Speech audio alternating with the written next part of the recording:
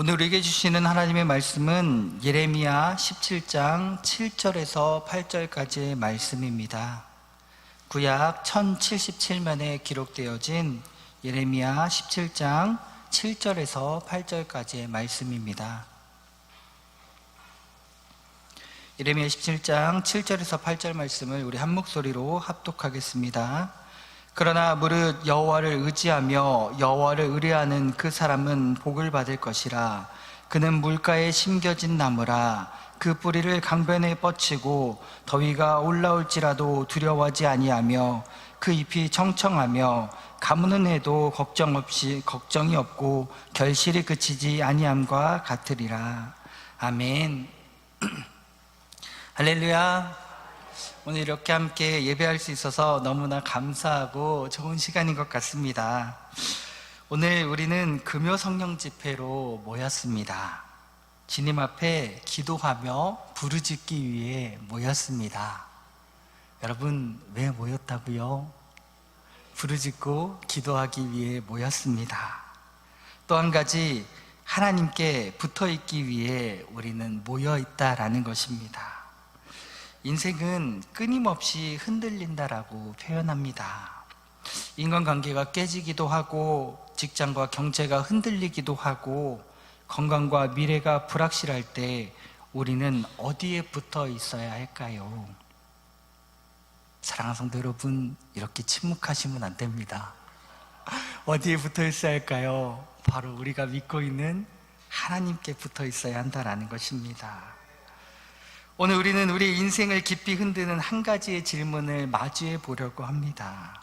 그 질문은 짧지만 우리가 살아가는 모든 영역을 결정짓는 뿌리와 같은 질문이라는 것이지요. 나는 지금 어디에 뿌리를 두고 살아가느냐라는 질문입니다. 이 질문은 단순한 인생의 상담이나 철학적인 호기심이 아니라는 것입니다. 이것은 우리의 존재와 생명을 결정하고 삶의 안전과 열매를 좌우하는 근본적인 문제입니다. 그리고 우리는 모두 그것을 크고 작은 변화를 통하면서 경험하며 살아간다라는 것입니다. 여러분, 경제가 불안해지면 내일이 두려워집니다. 또 갑작스러운 질병이 우리의 건강을 무너뜨릴 때도 있다라는 것입니다. 사랑하는 가족과의 갈등이, 또 가까운 친구와의 오해가 마음을 흔들기도 한다라는 것입니다. 때로는 단 하루 만에 우리가 세워놓은 모든 계획이 무너져 내릴 수도 있다라는 것입니다.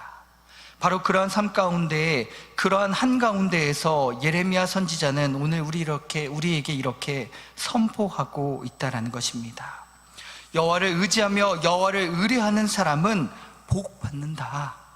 그가 어디에 물가에 심겨진 나무 같아서 무더운 폭염과 더위가 다가온다 할지라도 두려워하지 않는다라는 것입니다.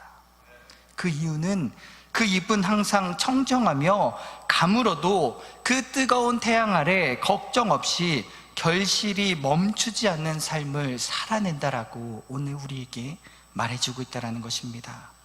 사랑하는 광림의 성도 여러분, 이 말씀은 우리의 마음을 따뜻하게 하는 단순한 이야기 한 편의 시가 아니라는 것입니다. 세상이 아무리 흔들린다 할지라도 하나님께 붙어가는 사람은 뿌리가 깊이 내려져 있기 때문에 흔들리지 않고 그 뜨거운 폭염을 두려워하지 않는다라는 것입니다.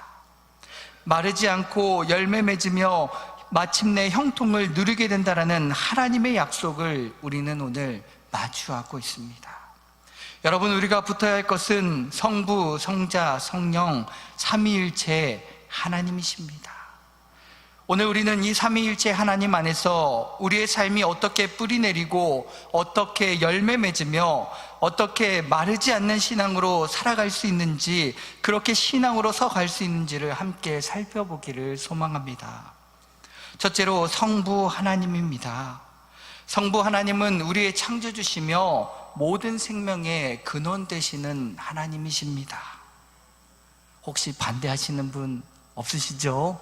여기까지 다 동의하셨습니다. 자, 우리가 하나님께 붙어 살아야 하는 이유가 무엇입니까? 그 첫째는 우리의 삶의 뿌리를 하나님께 두기 위함이라는 것입니다. 본문 7절은 우리에게 이렇게 이야기하고 있습니다. 무릇 여호와를 의지하며 여호와를 의뢰하는 사람, 그는 복받는다라고 이야기하고 있습니다.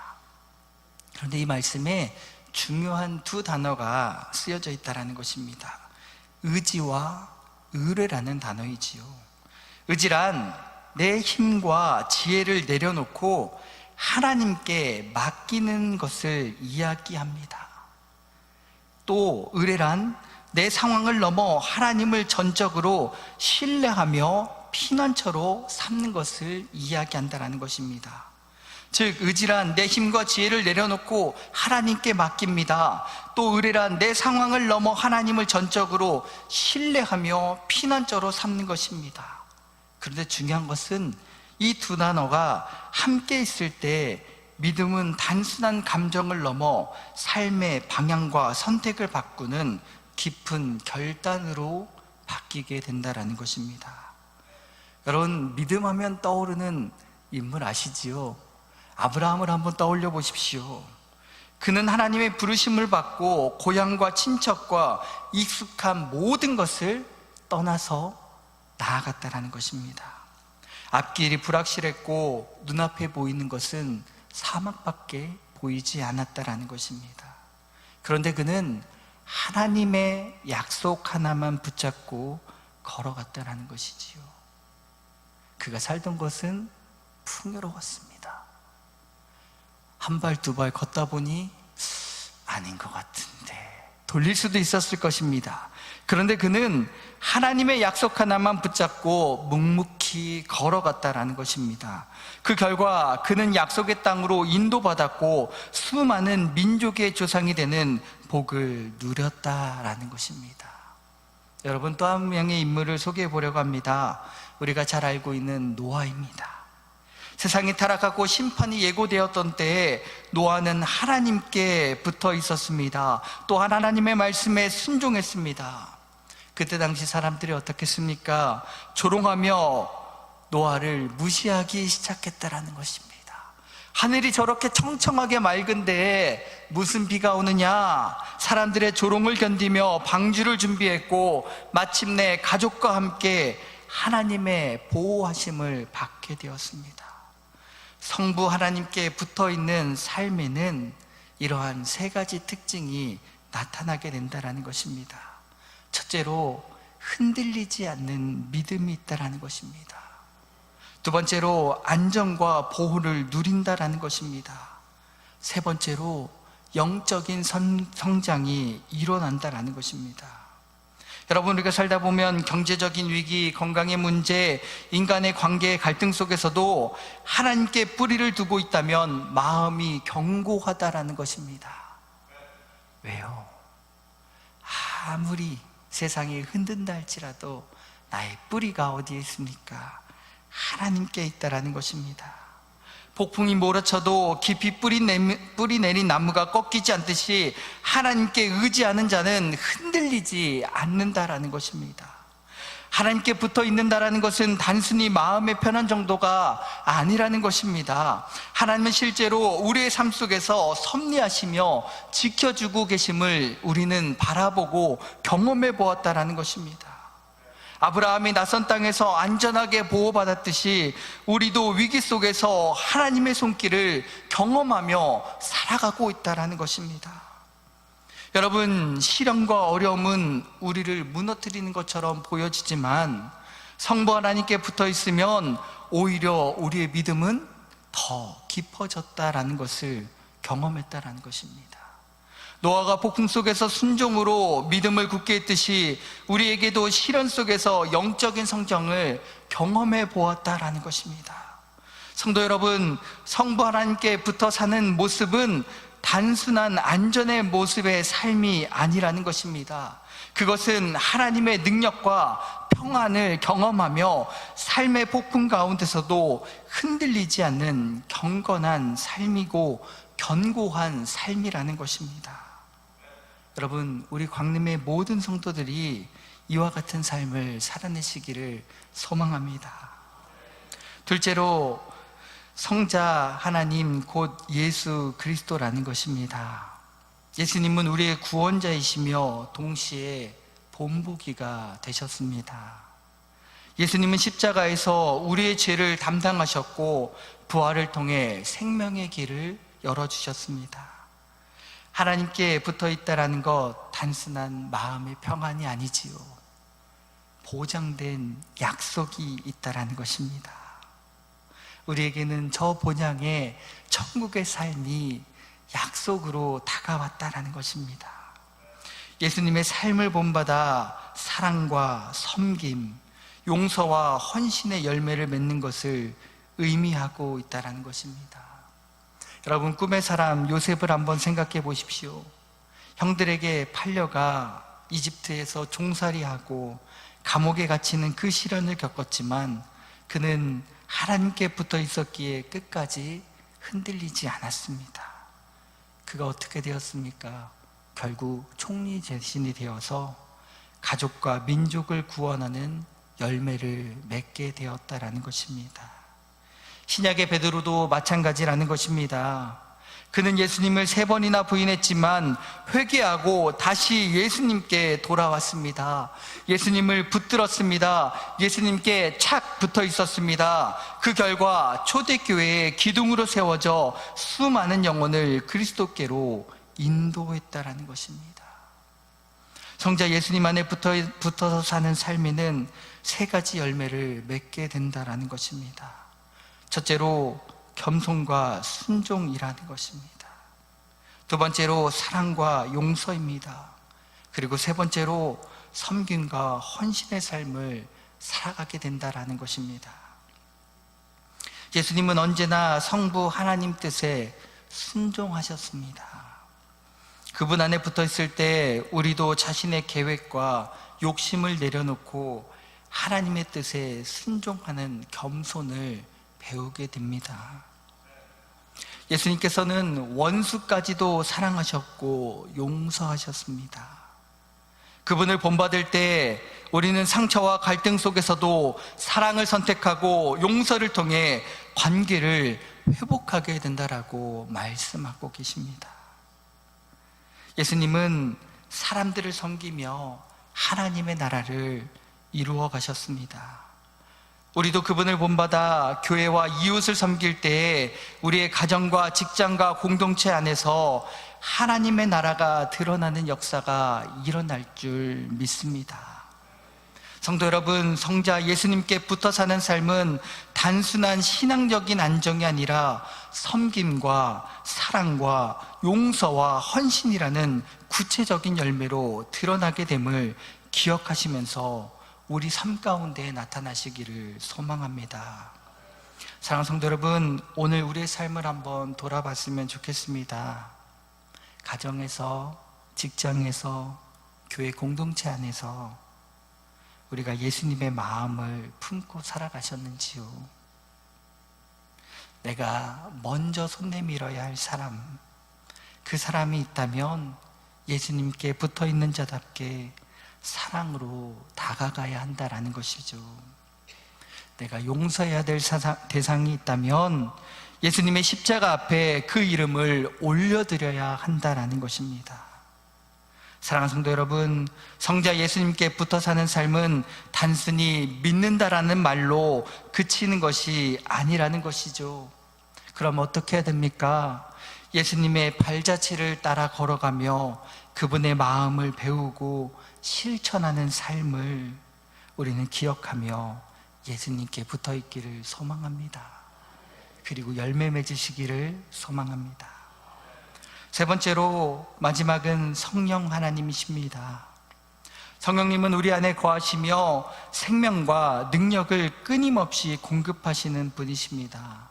그리고 그 성령님을 통하여 오늘 본문은 우리에게 이렇게 약속하고 있습니다. 그 잎이 청청하며 가무는 해에도 걱정이 없고 결실이 그치지 아니함과 같으리라. 성령님 안에 붙어있는 삶은 마르지 않는 생명력과 지속적인 능력을 경험하게 하신다라고 말하고 있습니다. 사랑하는 성도 여러분, 사도 바울을 생각해 보십시오. 수많은 핍박과 감옥의 고난 속에서도 그는 성령님의 인도하심을 의지했다라는 것입니다. 그 결과는 그가 복음을 전하며 오늘까지도 믿는 자들에게 본이 되는 열매를 남겼다라는 것입니다. 사랑하는 성도 여러분, 우리는 성령 하나님께 붙어 있어야 합니다. 성령은 단순한 개념과 힘이 아니라는 것입니다. 우리 안에 거하시며, 내 안에 거하시며 우리를 위로하시고 인도하시고 변화시키시는 인격적인 하나님이십니다. 내주하시는 성령님, 그 성령님을 믿는 순간 성령님은 우리 마음에 거처를 정하시겠다라고 말씀하고 계십니다. 그분은 우리가 어디에 있든지 떠나지 않으시는 성령님이십니다. 우리가 연약할 때에도, 우리가 낙심될 때에도, 우리가 실수할 때에도 우리를 정죄하기보다 다시 일으켜 세우십니다. 이것이 바로 성령 하나님께서 주시는 확신과 위로입니다. 우리는 삶의 중요한 결정 앞에서 종종 길을 잃을 때가 있다라는 것입니다. 분명히 말씀에서 보았는데, 분명히 내 마음에 감동이 있었는데, 내 앞에 이익이 보이고 내 감정의 유익이 보이고 또 여러 가지 사회적인 체면이 보일 때 종종 우리는 그 길을 잃을 때가 있다라는 것입니다. 그러나 성령님은 말씀을 통해, 때로는 기도의 깊은 평안을 통해 하나님의 뜻을 보여주십니다.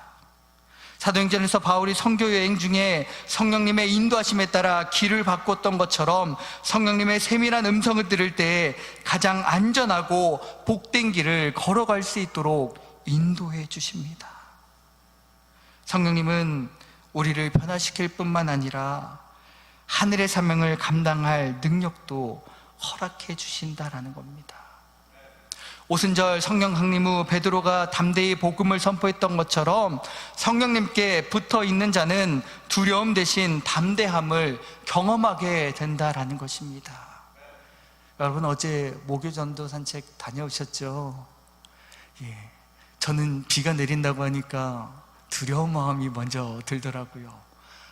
비 오면 찐득찐득할 텐데, 또 비 오는데 더우면 이거 감당할 수 있을까? 웃는 얼굴로 영혼들을 마주할 수 있을까? 여러분, 그런데 하나님은 사명을 감당할 능력을 허락해 주신다라는 것입니다. 베드로가 선포했던 것처럼 단대한 마음을 허락하여 주시고 그 마음 가운데 기쁨과 평안을 허락해 주신다라는 것입니다. 뿐만 아니라 성령님은 우리 안에 성령의 열매를 맺게 하여 주신다라는 것입니다. 사랑과 희락과 화평과 오래 참음과 자비와 양성과 충성과 온유와 절제, 이 9가지의 열매는 단순한 성품의 수련이 아니라 성령님이 우리 안에서 맺어가시는 하나님의 증거가 된다라는 것입니다. 오늘 우리는 바쁘고 복잡한 세상 속에서 성령님의 음성을 듣기를 어려워할 때가 많이 있다라는 것입니다. 그러나 말씀을 묵상하고 기도로 시간을 구별하며 성령님의 세밀한 감동에 귀 기울일 때 우리는 놀라운 능력을 경험하게 된다는 것입니다. 사랑하는 성도 여러분, 성자 예수님 안에서 구원의 은혜를 본보기를 붙잡으실 수 있는 저와 여러분 되기를 소망합니다. 그리고 성령님 안에서 위로의 능력을 경험하시기를 소망합니다.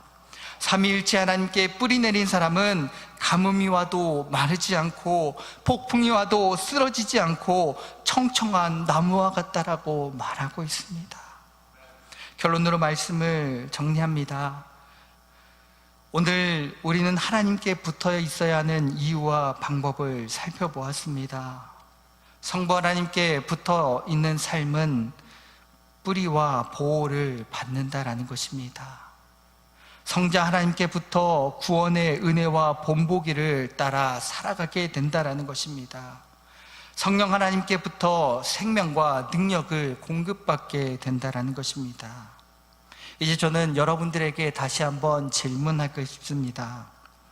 나는 지금 어디에 뿌리를 두고 살아가고 있는가라는 질문입니다. 삶이 흔들리고 연약할 때 하나님께 붙어 있는 삶은 안정과 평안 그리고 풍성한 열매를 가지고 옵니다. 오늘 시간 마음속 깊이 결단하실 수 있는 저와 여러분 되기를 소망합니다. 내가 오늘도 내일도 나의 삶에 삼위일체 하나님께 붙어서 그분과 동행하는 삶을 살아가겠다라고, 나의 뿌리는 주님께 있다라고, 나의 근본은 우리 하나님께 두고 있다라는 그 믿음의 고백이 삶 가운데 넘쳐나실 수 있는 저와 여러분 되기를 소망합니다.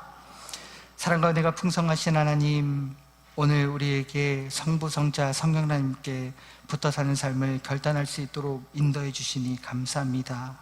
성부 하나님, 우리의 삶의 뿌리가 되어 주시옵소서. 흔들림 없는 믿음을 허락하여 주시고 어떠한 폭풍 속에서도 평안을 허락하여 주시옵소서. 성자 예수님, 우리가 주님을 사랑하고 용서하며 섬기는 삶을 살아갈 수 있도록 은혜를 더하여 주시옵소서. 주님 가신 그 길을 본받아 겸손히 순종하며 살아갈 수 있도록 은혜를 더하여 주시며, 성령 하나님 우리 안에 늘 충만함으로 임재하여 주셔서 능력과 지혜를 공급하여 주시며 날마다 생명의 열매를 풍성히 맺을 수 있도록 인도하여 주시옵소서. 예수님의 이름으로 기도드립니다. 아멘.